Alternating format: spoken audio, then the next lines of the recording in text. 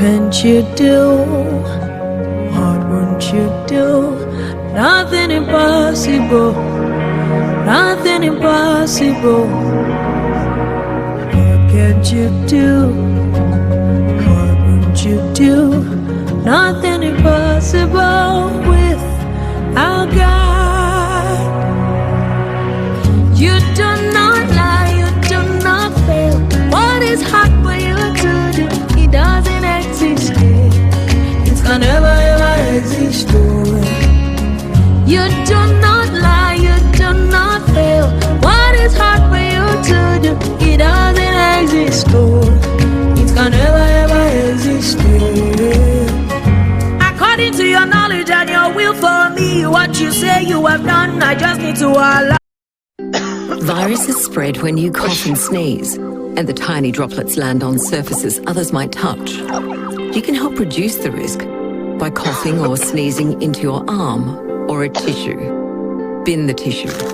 Wash your hands with soap and water. And if you're sick, seek medical advice.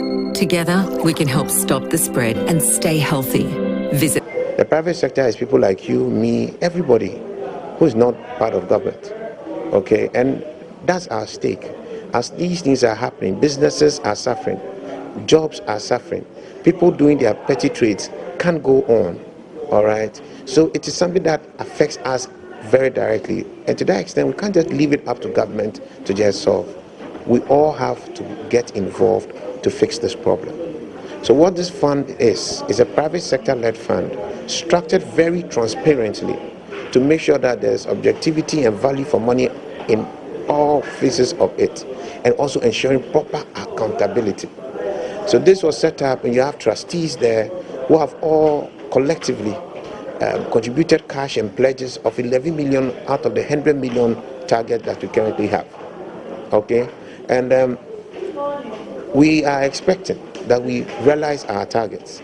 The key things we want to do will be partly or wholly funding some parts of government's priority interventions in this fight. We'll be resourcing the health systems, both hospitals, labs, and the paramedics, everybody, with equipment and supplies to the extent that the fund can allow to help us win the COVID-19 war. And subject to government's communication and the behavioral changes required, we'll also support a part of the advocacy for behavioral changes, in our lives to enable us also as a people win this COVID-19 war. And still on COVID-19, Finance Minister Ken Ofori-Atta has justified the decision to possibly draw down the Heritage Fund to support the proposed stimulus package for businesses. The minister in his COVID alleviation program presentation proposed amending the petroleum laws to possibly withdraw from the Ghana Heritage Fund. This is to undertake urgent expenditures in relation to the coronavirus pandemic. He was briefing Parliament. I'll now update the House on measures government is proposing to close the fiscal gap. Since we are faced with extraordinary circumstances which require extraordinary measures, we would like to propose the following measures for the consideration and support of the House. A. Lower the cap on the Ghana Stabilization Fund from the current $300 million to $100 million in accordance with Section 23, Clause 3 of the Petroleum Revenue Management Act. This measure would enable the excess amount in the GSF account over the $100 million cap to be transferred into the contingency fund consistent with Section 23, Clause 4 of the PRMA. The amount transferred in the contingency fund will be used to fund the coronavirus alleviation program, CAP. Through this process, an estimated 1.25 billion Ghana cedis will be transferred into the contingency fund to fund the CAP. Mr. Speaker, we therefore wish to seek approval from this August House for the Finance Minister to use the funds which will be available in the contingency fund to fund the coronavirus alleviation program. B. Arrange with Bank of Ghana to defer interest payments on non-marketable instruments estimated at 1.2 billion Ghana cedis to 2022 and beyond. Adjust expenditures on goods and services and CapEx downwards by 1.248 billion. secure the World Bank DPO of 1.716 million Ghana cedis, secure the IMF credit facility of Ghana cedis 3.145 billion, reduce the proportion of net carried and participating interest due GMPC from 30% to 15%, amend the PRMA to allow a withdrawal from the Ghana Heritage Fund to undertake emergency expenditures in periods of national emergency.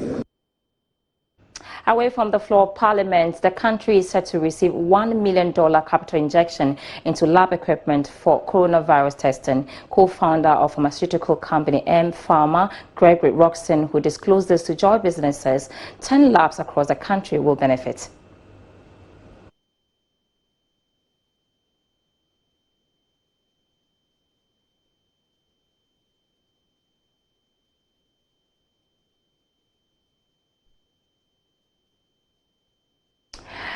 Sorry we couldn't bring you that sound bites, but economist at the University of Ghana, Professor Godfred Walken, has described moves by government to use the Heritage Fund to fight the coronavirus as tricky. Details in the business news summaries. Minister Ken Ofori-Atta says there has been some disinvestment of local bonds by about 25% of foreign investors. According to him, the global pandemic outbreak COVID-19 has also sparked off capital flight as a result of related bearish emerging markets sentimentals and given the high proportions, about 25% of local bonds held by non-resident investors. Mr. Ofori-Atta also added Ghana's successful and timely raising of $3 billion from the Eurobond market in February has been extremely helpful. He, however, said there is the need to conserve and preserve our foreign exchange reserves in these hard times. Economist at the University of Ghana, Professor Godfred Walken, has described as tricky move by government to use parts of the Heritage Fund to help in the fight against the coronavirus. This comes on the back of a call by the Finance Minister Ken Ofori-Atta on Parliament to amend the Petroleum Revenue Management to allow government access the funds to combat the COVID-19 pandemic. But speaking on Joy FM Top Story on Monday, Professor Godfred Walken described the proposal by the majority as tricky, adding government could explore other alternatives to secure the needed resources. The Institute of Now check the market figures in commodity news.